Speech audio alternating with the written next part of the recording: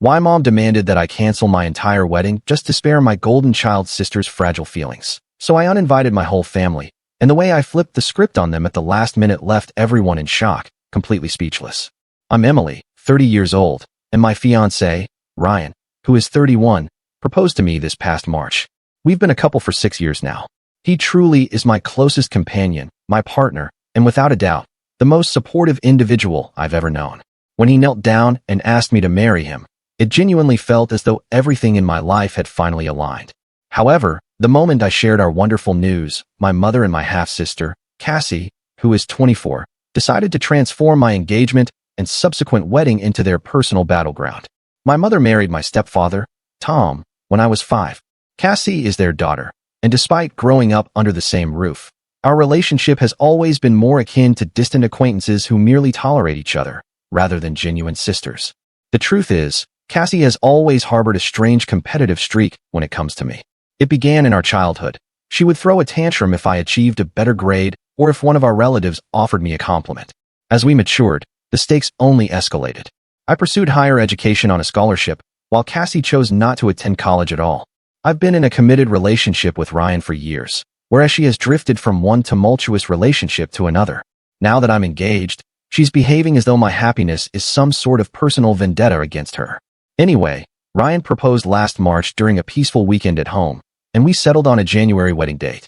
Our vision was for something modest and intimate, a cozy ceremony with approximately 70 guests. It felt perfectly suited for us.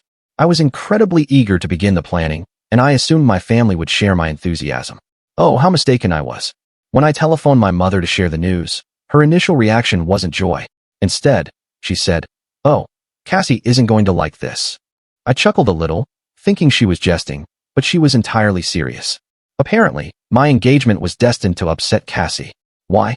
Because she was currently unattached and trying to navigate her life. I initially dismissed it as an odd remark, but then, a few weeks later, Cassie announced her own impending marriage to a man she had been seeing for only 3 months. Now, I generally try not to pass judgment on other people's decisions, but this felt peculiar. Cassie has always been impulsive, but getting married after 3 months to someone none of us were acquainted with simply didn't feel right to me. Nevertheless, I remained silent. I reasoned it was her life, her choice, and not my concern. Fast forward to July. Cassie's whirlwind marriage dissolved just as rapidly as it began. Her husband, Jake, cheated on her with her closest friend, no less, merely 2 months after their wedding. She initiated divorce proceedings. The entire situation was messy and heartbreaking, and I genuinely sympathized with her. I attempted to offer my support, but each time I reached out, I was met with a cold reception. It felt as though she was angry with me, but I couldn't comprehend why. Then, it dawned on me. She didn't desire my support. She wanted to place the blame on me. From what I've managed to piece together, Cassie believes I somehow instigated her hasty marriage, as if my engagement announcement was a challenge she felt compelled to win. And when her marriage crumbled, I suppose she decided it was simpler to resent me than to accept responsibility for her own choices. By the time autumn arrived, tensions were high. Cassie and I hadn't truly communicated since her divorce, and my mother was behaving strangely. Every time I mentioned wedding preparations, she would become quiet or shift the topic. It seemed she was avoiding the subject, but I didn't press her. I assumed she simply didn't wish to discuss weddings due to Cassie's circumstances. I should have recognized the warning signs. Let me tell you, nothing can prepare you for the sheer absurdity of being made to feel guilty about your own wedding. I imagined wedding planning would be stressful due to logistical issues or budget constraints, not because my own family would transform it into some twisted contest. Yet here we were. So, it was mid-November, and Ryan and I had just dispatched our wedding invitations. I was incredibly excited, finally feeling as though everything was falling into place. That sense of elation was short-lived, because 2 days later, I received the call. It was my mother. I recall thinking it was a bit unusual, as she rarely calls me. She's more of a monthly text message type of person. But I answered, assuming she might wish to chat about the wedding. I should have known better. The conversation began innocently enough. She inquired about my well-being and Ryan's, and then casually inserted, "So, you're really going through with the wedding?" Initially, I thought she was simply confirming the date or something similar. Yes, of course, everything's arranged. We've booked the venue, caterer, flowers, most of it's already paid for. That's when she sighed. Not a typical sigh, but a loud, exaggerated, dramatic sigh that practically screamed, "You're about to ruin someone's life." "Well," she began, elongating the word as though she were about to impart some profound wisdom. I've been thinking about Cassie, and I truly believe you should reconsider. I paused, genuinely bewildered. Reconsider what? She hesitated, as if preparing for a lengthy monologue. I just don't think it's a good time for a wedding, Emily. Cassie's still so heartbroken from the divorce. Having a grand celebration like this so soon after everything she's endured, it feels a little insensitive. I honestly thought I had misheard her. Wait, you think I should cancel my wedding for Cassie? Well, yes, she replied, as if it were the most logical request imaginable. She's been through so much, and seeing you get married so soon after her divorce is going to cause her a great deal of pain. I was speechless. I didn't even know how to formulate a response. Mom, we've been planning this wedding for almost a year. The venue's booked, the deposits are paid. How can you ask me to simply cancel it? She didn't miss a beat. You could always do something small, a church ceremony perhaps, with just immediate family. That way you still get married, but it's not such a grand production. You wouldn't be flaunting it. Flaunting it? I couldn't believe what I was hearing. Mom, this isn't about flaunting anything. It's about celebrating my relationship with Ryan. We've been together for 6 years. This is our day. She sighed again, heavier this time. I just think if you truly loved your sister, you would do this for her. She needs time to heal, and a large wedding is only going to make things worse for her. At this point, I was furious, but I attempted to remain composed. Mom, I understand that Cassie is going through a difficult period, but this has absolutely nothing to do with her. Ryan and I have been planning this for so long. It's not fair to ask us to alter everything because of her choices. She disliked that. Her choices, Emily? She didn't choose to have her husband cheat on her.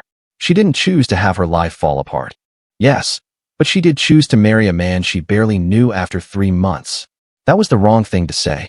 My mother completely lost her temper, accusing me of being cruel and selfish, of not comprehending what Cassie had experienced. She even resorted to a classic. I thought I raised you better than this. At that juncture, I couldn't endure it anymore. Mom, I am not canceling my wedding. End of discussion. I ended the call, trembling with anger. I immediately telephoned Ryan and recounted everything. He was just as bewildered as I was. Who asks their own daughter to cancel her wedding for someone else's divorce? He remarked. I wish I could say that was the end of it, but of course it wasn't. Over the subsequent weeks, my mother intensified her campaign to guilt me into canceling or reducing the scale of the wedding. She would call me every few days, always with some variation of the same argument. Cassie's heartbroken. You're being insensitive. A small wedding would mean so much to the family. At one point, she even attempted to involve Ryan. She called him directly, saying, "You're such a thoughtful person, Ryan. I know you'll understand why this is important for Cassie." Fortunately, he immediately shut that down, informing her we were adhering to our original plans. But then Cassie became involved. She began sending me text messages, making passive-aggressive remarks like, "It must be wonderful to have everything go perfectly for you. And don't you think it's a little soon for a big celebration?" She even brought up the date, stating, "January feels like such an odd time for a wedding. Are you sure you didn't choose it to rub it in my face?" Rub it in her face? I couldn't believe the audacity. I tried ignoring her at first, but she simply continued to escalate. She started calling me, leaving lengthy, guilt-inducing voicemails about how difficult it was for her to even contemplate weddings and how my insensitivity was hindering her healing process. The most frustrating part was how my mother and Cassie seemed to reinforce each other. My mother would call and say something like, "Cassie was weeping all night thinking about your wedding." And then Cassie would text me the following day saying, "Mom is so upset about how you're handling this." It was utterly draining. I was at my breaking point. I couldn't fathom the lengths they were willing to go to make my wedding about them. I knew I had to establish a boundary, but I wasn't yet certain how. This was the moment I truly grasped the toxicity of their behavior. This wasn't about Cassie's divorce or her emotions. It was about control. They desired me to put my life on hold to accommodate their insecurities, and I was no longer willing to let them dictate my happiness. By December, circumstances had truly spiraled out of control. Cassie was no longer content to privately sulk or send me passive-aggressive texts.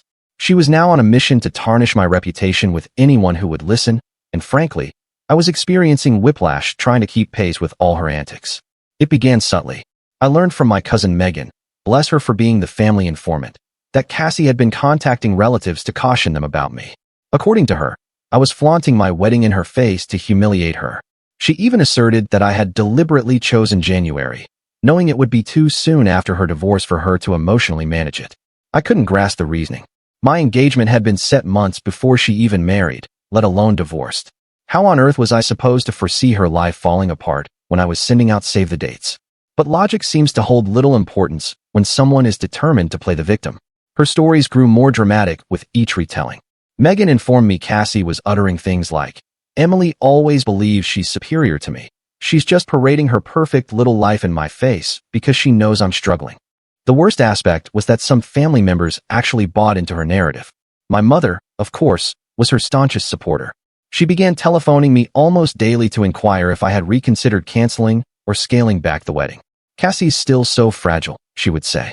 "She cried all night after seeing your wedding invitations. You truly don't require a grand event. Can't you just do something simple?" I remained resolute every single time, but it was exhausting. The true breaking point occurred at a family gathering on Christmas. Ryan and I had been invited to a dinner at my aunt's residence, and I believed it would be a pleasant way to unwind after all the wedding-related stress. Of course, Cassie and my mother were also present, which should have been my initial warning sign. Things were tense from the outset. Cassie barely acknowledged me, but every time I mentioned the wedding, she would huff or roll her eyes. At one point, I was conversing with my aunt about flowers, and Cassie loudly mumbled, "It must be nice to squander so much money on a party when some individuals can barely piece their lives back together." I ignored her, but it was evident she desired a reaction. Eventually, the conversation shifted, and I began to relax a little. That is, until Cassie suddenly burst into tears in the middle of the living room. She was fully sobbing, shaking her head and muttering, "I cannot believe how cruel people can be." Everyone froze. My aunt rushed over to console her, asking what was amiss. That's when Cassie launched into her performance. "It's just so difficult," she said through her tears. "I've been through so much this year, and now I have to sit here and listen to Emily discuss her perfect wedding as if nothing else matters. She knows how much pain I'm experiencing, but she doesn't care." And my mother immediately interjected, stroking Cassie's back as if she were the victim of some terrible injustice. "She's right, Emily. You need to be more considerate. You have no idea how hard this has been for her." That's when I lost my composure. I had been biting my tongue for weeks, but I could no longer tolerate it. "This wedding has nothing to do with Cassie," I stated, attempting to remain calm. "Ryan and I have been planning this for a year. If she's upset, that's not my fault. Perhaps she should take some responsibility for rushing into a bad marriage instead of blaming me for her problems." The room fell into complete silence. My aunt looked as though she wished to vanish into the sofa, and Cassie's tears instantly transformed into fury. "How dare you," she snapped. "You don't know what it's like to have your life fall apart. You've had everything handed to you. Your scholarship, your boyfriend, your perfect little life. You've never had to struggle for anything." I stood up, trembling with anger. "You're right, Cassie. I don't know what it's like to have my life fall apart. But that's because I don't make impulsive decisions just to compete with other people. Perhaps if you spent less time being resentful and more time working on yourself, you wouldn't be in this situation." At that moment, Ryan took my hand and said, "We're leaving." I didn't object. On the drive home, I kept replaying the conversation in my mind, second-guessing whether I had been too harsh. But the more I considered it, the more I realized I had every right to defend myself. Cassie had been provoking me for weeks, and I was no longer willing to let her turn my wedding into her self-pity party. What truly resonated with me, however, was how my mother had immediately sprung to Cassie's defense without hesitation. Not once did she attempt to comprehend my perspective or even acknowledge the immense stress this entire situation was causing me. It felt as though she had chosen her favorite, and it wasn't me. The following day, I received a text message from my mother. "You owe your sister an apology for what you said last night. She's been through so much, and you were unnecessarily cruel." I did not respond. I was finished apologizing for things that were not my fault.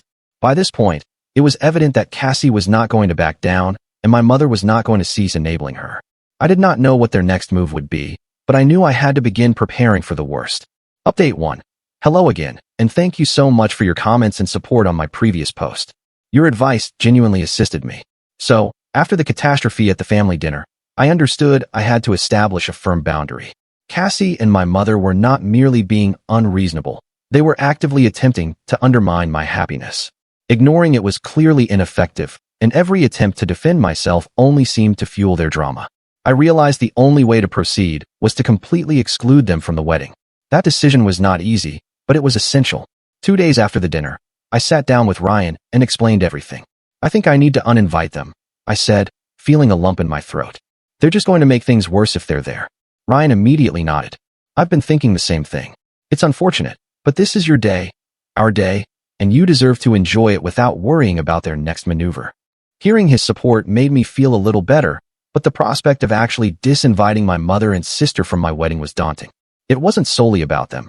It was about the potential ripple effect it might have on the rest of the family. Still, I knew I couldn't allow their detrimental behavior to overshadow everything Ryan and I had diligently planned. So, I composed an email. I kept it concise and factual. I explained that their actions over the past few months, spreading rumors, guilt-tripping me, and creating needless drama, had made it clear they were not supportive of my wedding. I informed them that their conduct had caused me significant distress, and for my own peace of mind, I had decided to uninvite them. I pressed send and immediately felt a burden lift from my shoulders. Within hours, the responses began to arrive. My mother was the first to reply, and let me tell you, it was quite a piece of work. She labeled me cold-hearted and accused me of tearing the family apart. Her email was filled with theatrical phrases like, "I never imagined my own daughter would betray me in this manner," and "You've chosen a man over your own flesh and blood." She even included a line about how my father would be disappointed in me if he were still alive. Classic guilt trip tactics. I did not reply. Next came Cassie. Her response was precisely what I anticipated, full of anger and self-pity.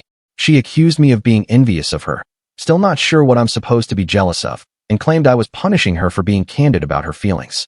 She concluded her email with, "You'll regret this when you realize you've destroyed this family." I did not reply to her either. The repercussions did not cease there. Over the next few days, I began receiving calls and text messages from other family members, mostly those whom my mother and Cassie had already prejudiced against me. My uncle telephoned to tell me I was being childish and should simply let it go for the sake of family harmony. A cousin I barely communicate with left a voicemail saying, "I can't believe you would do something like this to your own mother." At first, I felt overwhelmed by the negative reaction, but then something wonderful occurred. The people who genuinely mattered began to stand by me. My father's sister, Aunt Laura, called me to express her pride in me for defending myself. "You've tolerated their nonsense for long enough," she said. "It's about time you put your foot down." My cousin Megan, who had been keeping me informed about Cassie's antics, sent me a lengthy text message saying, "Don't let them affect you. Everyone who truly knows you is on your side." Even my godmother, who is one of the most no-nonsense individuals I know, called to tell me I was making the right decision. "Your wedding should be about love and celebration, not drama and bitterness," she stated. Their support was like a balm for my soul. For the first time in weeks, I felt as though I wasn't alone in this struggle. But of course, my mother and Cassie were not going to relinquish their efforts quietly. Approximately a week after I sent the email, I received another call from Megan. "You're not going to believe this," she said, sounding both amused and irritated. "Cassie's telling people you uninvited her because you're threatened by her." I couldn't help but laugh. Threatened by what, precisely? "Apparently, she's been saying you're worried Ryan has feelings for her," Megan explained. "She claims he's been flirting with her, and you discovered it, so you're trying to eliminate her to save face." It was so preposterous, I didn't even know how to respond. We both knew there was absolutely no truth to anything she was saying. Still, it was infuriating that she was attempting to involve Ryan in her web of falsehoods. "That's just desperate," I remarked. "No one is going to believe that." "Honestly, most people don't," Megan concurred. "But you know how she is. She's going to keep fabricating the story until she finds someone gullible enough to side with her." I resolved not to expend any more energy worrying about Cassie's delusions. At this point, I was focused on preserving my peace and ensuring my wedding day proceeded flawlessly. To that end, Ryan and I sat down to review the guest list and finalize all the details. We contacted the venue to ensure they would support us in case Cassie or my mother attempted any disruptions. We also engaged a couple of security guards to maintain order, something I never imagined I'd have to do for my own wedding, but here we were. Through it all, Ryan was my steadfast support. He reminded me that this was our day, and we owed no one an explanation for safeguarding our happiness. By the time New Year's arrived, I felt as though I was finally regaining control. Cassie and my mother could spin their narratives all they wished, but they were not going to ruin this for me. Update 2. I know it hasn't been long since my last update, but what transpired is something I absolutely needed to share with you immediately. If you thought Cassie's antics couldn't worsen, prepare yourself, because this incident surpasses all previous ones. By the time January arrived, I believed I had witnessed every facet of her jealousy, pettiness, and outright manipulative behavior.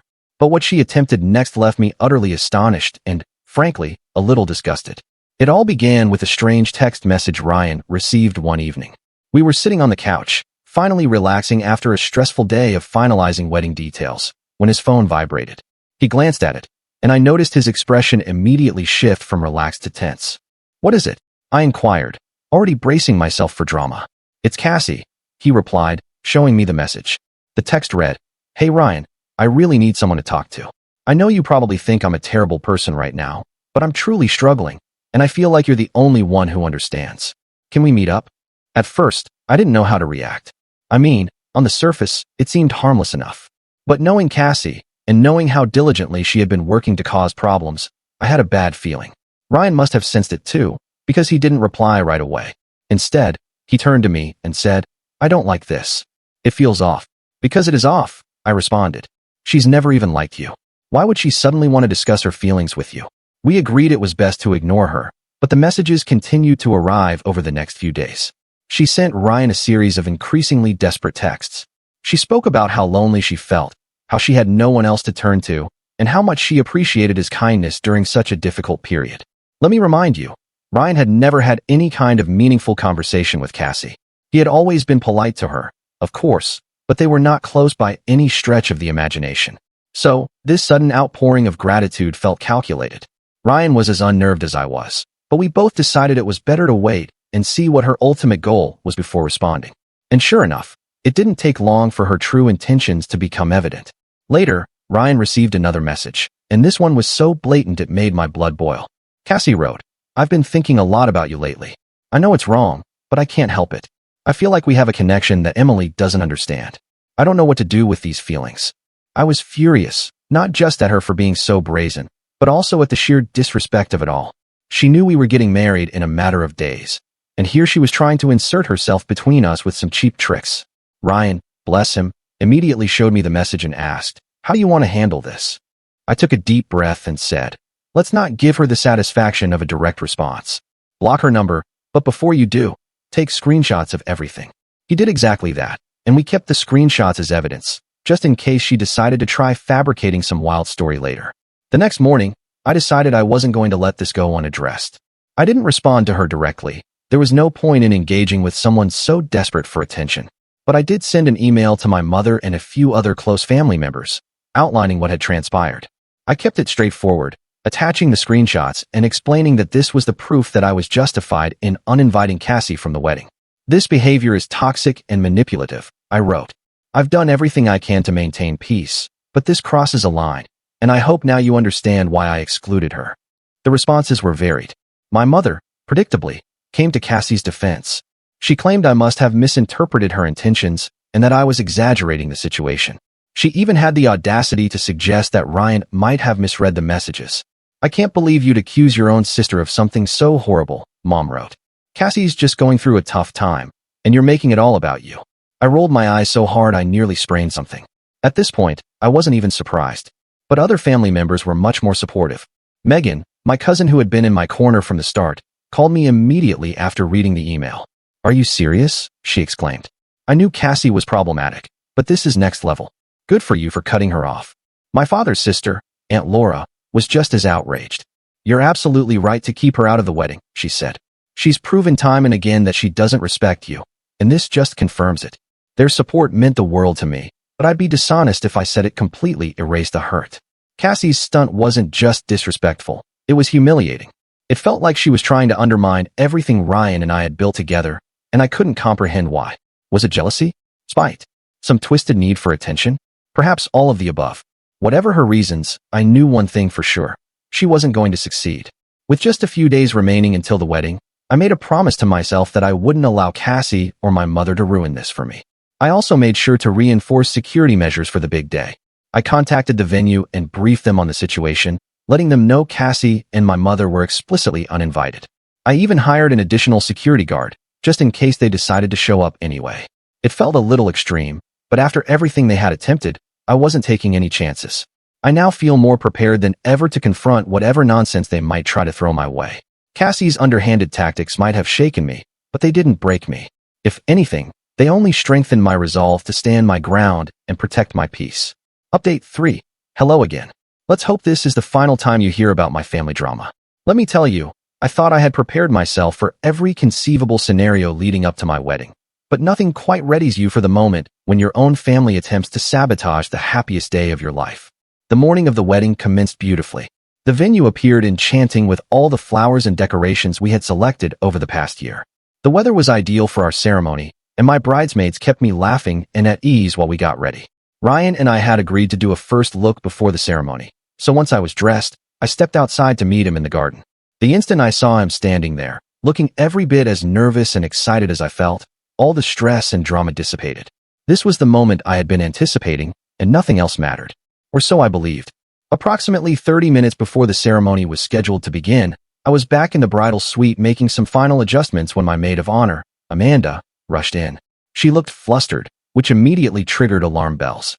"You're not going to believe this," she said. "Cassie and your mom are here." My stomach plummeted. "What? How?" "I thought security was handling it." "They're trying to get in," Amanda explained. "Security stopped them at the gate, but they're causing a huge scene." Of course they were. I took a deep breath, trying to compose myself. "What are they saying?" Amanda hesitated, which indicated it wasn't good. "Your mom's crying and saying she just wants to see her daughter get married. Cassie's, well, she's screaming about how you're a horrible person and how you don't deserve this day." I felt my blood begin to boil. It wasn't enough for them to make the months leading up to the wedding a nightmare. They had to try to ruin the actual day too. "What do you want me to do?" Amanda inquired. "Nothing," I stated firmly. "Let security handle it. If we go out there, it's just going to give them what they want." Amanda nodded and departed to check in with the guards. Meanwhile, I sat down and attempted to collect myself. I could faintly hear my mother and Cassie in the distance, shouting and arguing with security, and it took every ounce of my willpower not to march out there and give them a piece of my mind. A few minutes later, Amanda returned with an update. "They're refusing to leave. The venue manager offered to call the police, but they're worried it'll cause an even bigger scene." I groaned. This was precisely why I had uninvited them in the first place. "Do you want me to tell Ryan?" Amanda asked. I shook my head. "No, he doesn't need this stress right now. Just make sure they don't get anywhere near the ceremony." Thankfully, security was on top of it. They managed to keep my mother and Cassie confined to the parking lot, and eventually, the venue staff arranged a ride service to take them away. But not before Cassie shouted loudly enough for everyone in the vicinity to hear, "You'll regret this, Emily. You'll regret cutting out your own family." Once they were gone, I took another deep breath and told myself to let it go. They were out of sight now, and I wasn't going to let them steal my joy. The ceremony itself was everything I had dreamed of and more. Standing up there with Ryan, surrounded by our closest friends and family, the supportive ones, at least, I felt an overwhelming sense of love and gratitude. This was what truly mattered. Not the drama, not the bitterness, just this moment with the people who genuinely cared about us. After the ceremony, during the cocktail hour, I began hearing snippets about what had transpired with my mother and Cassie. Apparently, they had been shouting accusations at the security guards, claiming I was brainwashed by Ryan and that the family would never forgive me for excluding them. A few guests even overheard them from the parking lot, which was embarrassing, but most people simply rolled their eyes and dismissed it. My father's sister, Aunt Laura, approached me during dinner and said, "I'm so proud of you for standing your ground. They showed their true colors today, and everyone sees it now." That was a common sentiment throughout the night. Cousins, friends, even some of my mother's old acquaintances pulled me aside to tell me they were on my side. It felt like a collective realization. People finally understood how detrimental my mother and Cassie had been, and they were not tolerating it. The remainder of the evening was a blur of laughter, dancing, and pure joy. Ryan and I shared our first dance under twinkling lights. My maid of honor delivered a hilarious and heartfelt toast, and my father's best friend, who is practically an uncle to me, brought the house down with a story about how he once caught Ryan attempting to sneak out of a family barbecue with a plate of ribs. By the time the night concluded, I felt lighter than I had in months. Cassie and my mother had not prevailed. Their attempts to ruin the day had only emphasized the immense love and support Ryan and I received from the people who truly mattered. When I returned to the hotel that night, I checked my phone and saw a dozen missed calls and text messages from my mother. I didn't bother reading them. I was finished allowing her or Cassie to occupy space in my life. Cutting them out completely was one of the most challenging decisions I've ever had to make, but standing there with Ryan, surrounded by people who genuinely cared about us, I knew it was the correct one. Thank you again for sharing your thoughts with me throughout this ordeal. I truly do appreciate it. I'll let you know if there's any post-wedding drama. Let's hope not. I'm so exhausted, haha. Update 4. Hey Reddit, you won't believe what happened about a week after the wedding. I received a call from my cousin Megan, who, as usual, was the first to deliver the family gossip. "You're not going to believe what just occurred," she said, sounding far more excited than concerned. I sighed. What now? Cassie and your mom had a massive argument, Megan revealed. Like an epic level fight. And get this, your mom expelled her from the house. I nearly dropped my phone. Wait, what? What happened?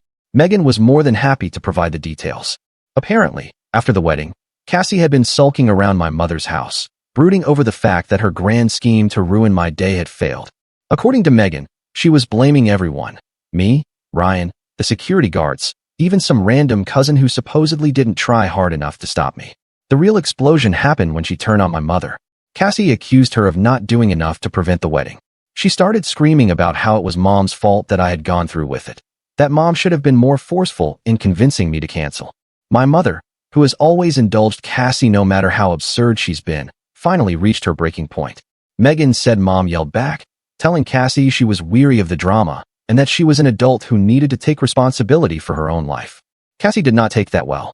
She apparently went on a full-blown tirade, accusing Mom of failing her as a parent and choosing me over her. It escalated to the point that Mom finally told her to pack her belongings and leave. When Megan recounted all this to me, I couldn't help but laugh, not because I found it humorous, but because of the sheer irony of it. After months of my mother defending Cassie and taking her side, it all came back to haunt her. She really kicked her out? I asked, still trying to process it. Yep, Megan confirmed. Cassie's staying with a friend for now, but I wouldn't be surprised if she comes crawling back in a few weeks. The entire situation felt like karma in action. In the end, their toxicity turned inward, and they ended up taking it out on each other. I wish I could say I felt bad for either of them, but honestly, I didn't. After everything they put me through, it felt like poetic justice. As for me, I'm done with both of them. I've blocked their numbers, muted them on social media, and made it clear to the rest of the family that I'm not interested in hearing about their latest antics. Ryan and I are focusing on beginning this new chapter of our lives together.